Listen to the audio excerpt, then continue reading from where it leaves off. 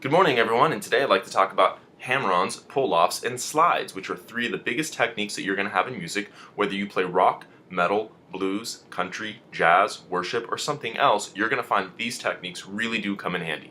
Let's start off with the easiest of those three techniques, which are going to be slides. You probably did slides already, just kind of, on accident when you picked up your guitar. So slides are this, is where you grab a note, you're going to pick the note, and you're going to keep pressure on your left hand. So my left hand is, it's opposite for you guys, but my left hand is going to be my fretting hand. So I held pressure on it the whole time, and I'm able to move that note forward. I don't lift up pressure, or you get that, you get nothing. I have to hold it down, so I'm putting a little strength, a little effort into this to get my slides to react. And I can do that on different strings.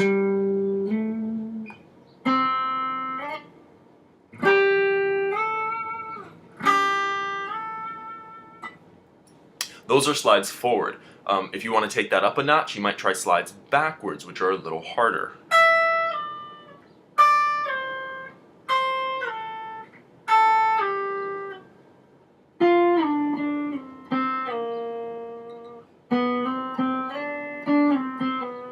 Okay, so just different slides.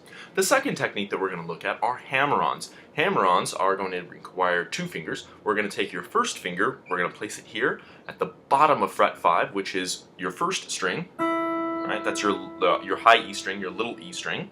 We're going to place it here in fret 5. We're going to strike the string, and then we're going to hammer on with your second finger into the 6th fret like this.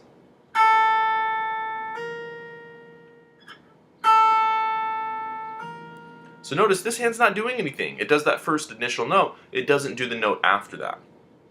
And you're hearing that because I'm slamming into that fret. I'm slamming into fret 6 with my second finger. I'm putting a lot of strength and a lot of effort just to really kind of hit into that.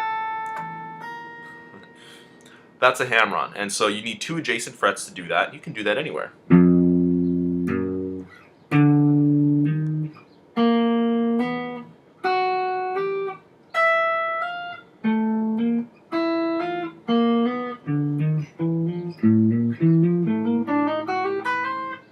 You'll want to practice them that way. Practice them in different frets, different strings. Just try to see how they feel. You'll notice that it feels different. Every single spot that you play them in is going to feel a little different. The string tension is different. The size of the string is different. The fret and the way that you have to hold the neck is a little different. Like I hold the neck differently here than I hold it here because the neck actually develops, right? The neck is not the same thing here as it is here. It's wider over here and the frets are smaller and it's also thinner. So there's a lot of little things about the neck that you kind of change and evolve. That's true for acoustic guitars, that's true for electric guitars, it's not true for classical guitars, but anyways. So those are hammer-ons. Let's look at pull-offs, which are another really big technique that you can use. So pull-offs are going to be the exact opposite of hammer-ons. Okay, so we're going to take two fingers, place them here at frets 5 and 6 on the first string, so same position, but we start with two fingers down instead of starting with one finger down. We're going to strike the string and pull down and off with our second finger like this.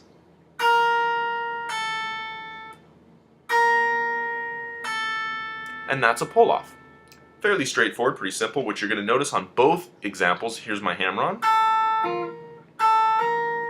My first finger did not move. If I do my pull-off, once again, my first finger did not move. It stayed static. It stays stuck in that position. So make sure you're not doing this, make sure you're not doing this, right? Nothing's changing, right? Nothing's happening. So it's the first finger that has to stay static in position for both techniques. So once again, we would try to take that technique and do a bunch of different pull-offs in different areas, like this.